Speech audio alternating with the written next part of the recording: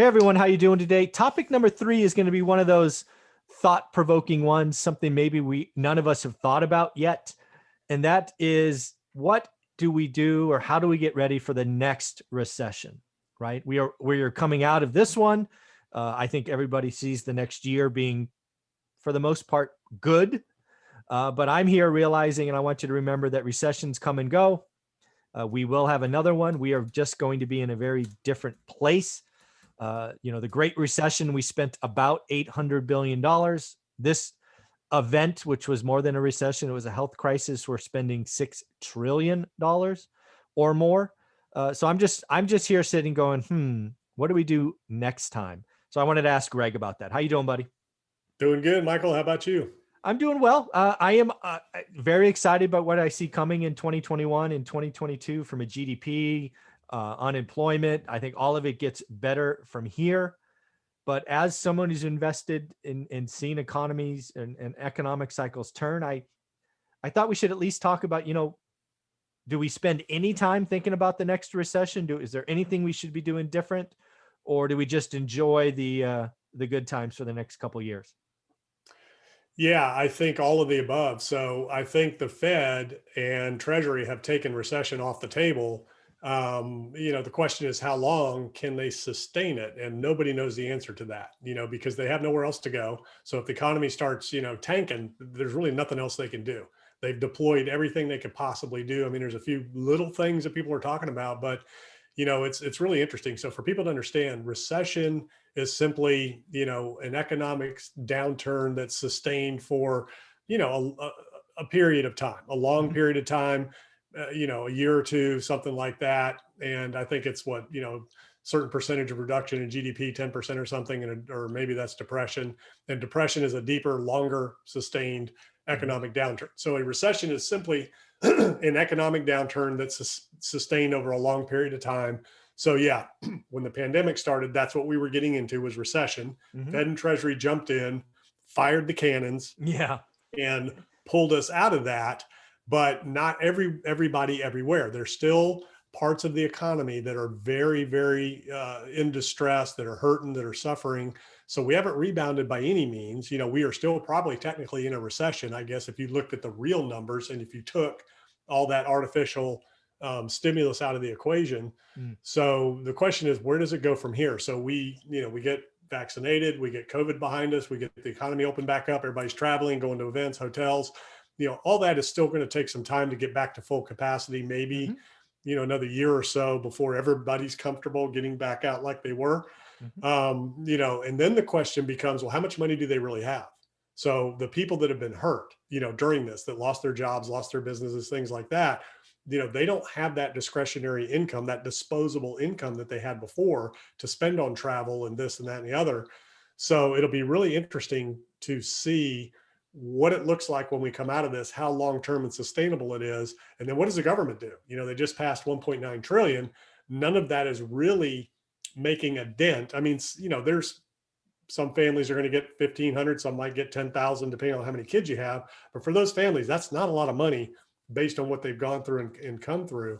So the question is, what kind of an impact is that going to have? Be a little shot in the arm, no pun intended during this time period. But, um, you know, once that's done, because there probably won't be, especially if we're vaccinated, we're through it, there's probably not going to be any more stimulus checks. The unemployment bonus is going to be gone. Mhm. Moratoriums on evictions and mortgage forbearance and all that stuff will be over. Mhm. So what are the effects and impacts at that point, and where are we, as an economy, not only on a national scale but on a global scale, because it is a global economy now. It's macro. We're not isolated anymore. So it's going to be interesting to see how things shape up and how they unfold once we get to the other side of this. Nobody really knows. Mhm. Nobody, I mean, we're experimenting with MMT, modern monetary theory, which is basically creating as much debt as you want, putting as much currency into the economy as you want, because we're the creator of it. Mhm. We create the currency that we are, borrowing, and we're servicing the debt with created money. If you lever our GDP, we can borrow 30, 40 trillion dollars and be okay Mhm. based on our GDP. if you look at a debt to income ratio as a country, Mhm. we could essentially go that far with it. But the question is, are there still buyers at the end of the day besides Treasury? And then what's the real impact of that? Mhm. So again, we haven't seen since 2008 and 9, it's just been steady uphill. We Yeah. haven't seen inflation. We haven't seen recession. We haven't seen anything until the pandemic. We were just on a tear Yeah. since 2008 and 9, largely mostly due to fiscal policy, quantitative easing, and interest rates. Yeah. It is going to be interesting because, um, you know, I've often asked, I like to read about history a lot, certainly economic history. So one of the periods I read about years ago was the Roaring Twenties, right? 1920s and the Great Mm-hmm. Depression. How that set up and what was done or not done ultimately impacted the reset or the created a depression that was an extended, economic down cycle. So what I'm looking at right now is, and I'm just curious what you think of this. I think what we are likely going to have is something similar, although collapsed.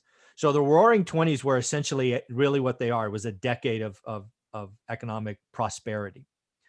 What I think we're going to have is we're going to have a half a decade, whatever that's called, 4 or 5 years. Mm-hmm.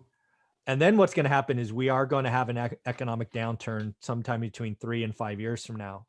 And to your point, I don't know what the Fed, the Treasury, I don't know what their arsenal, I don't know what their appetite is going to be, because what we have learned is the medicine that the Treasury and Fed is to lower rates and shove money into the system.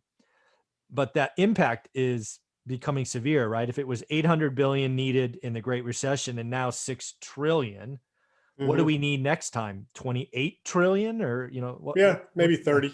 yeah, I mean, at some point the Yeah. numbers get stupid and you've just Well, got and I'm looking at it since, while you were talking, and there's been, depending on which article you read, 30 to 50 recessions, since, the 40s or somewhere around there, the 30s and 40s. And, again, it's just a, little downturn in production, in Mhm, GDP and output. That's what defines a recession. It's a widespread economic decline that lasts for several months. So it mhm, could be 3 months, 4 months, 6 months that you've had economic decline. GDP output is mhm. what economic decline is. And I think depression is where you get 10% or more for a sustained period of time. Yeah. So, we've been through several. It really is interesting when you think about, what a recession really is. And then, your next question, how do you make decisions? What do you prepare for? And how do you plan moving forward? So, you always plan, plan for the best, prepare for the worst. So when you're Yeah, I making like that. your observations, your analysis and underwriting, and calculating risk and assessing risk, estimating risk, you always want to say, what's the worst case scenario? How am I wrong? What's the cost of this miscalculation? And can I afford it? Can I withstand it? What's the end result? So as long as you understand the risk and you accurately calculate the cost of that risk, and you know that you can withhold that hit and withstand it and come through, then you're okay. So that's really what you got to look at. Times are great. Let's go with that. But here's the worst thing that can happen. Can Mhm. we handle it if it does come to fruition? Yeah, and then one thing we've learned in this cycle, and I've seen in other cycles, is you don't bet against the Fed, right? We learned that a big way in this crisis, right? When they came Yeah. out with the bazookas and the B-52 And bombers. what does that mean? So Yeah. don't bet against the Fed, means, okay, where are they pushing investment Mhm. into risk assets? So that's what that means. That means you don't invest in anything else because they're forcing you into risk assets. So don't go against that, because right now you can't. You're going to come out on the losing end of that stick Mhm. because they've got unlimited Yeah. financial guns that they're firing at this thing. Yeah, they're just gonna keep it on autopilot. Just yeah, pretty crazy. Yeah, so that's what I think about now. Because again, I'm always trying to look a little bit into the future. Again, I see next 3 to 5 years being good, but I do think there's a price to pay. Right? It's kind of like a party you go to and you stay an hour too long, and people go from being happy to sloppy drunk. It could be You that. would think, but we've been on this path Yeah. and we haven't paid a price. We haven't been largely affected. And and some of the smartest people in the world on both sides of the argument are studying this, and Yeah. nobody knows. Yeah. Nobody Sure. knows the real answer. Nobody knows the right answer. And what's really interesting to think about is And, let's pretend you're an investor and you've got money you need to put at work, and I'm the Mhm. United States. Okay. And you know that I can continue to print money to service the money, the debt that you're lending me. So you're lending me money and there's an interest payment, Mhm. and I can print money to keep servicing that debt. I mean, you're going to keep lending me money? Yeah, probably.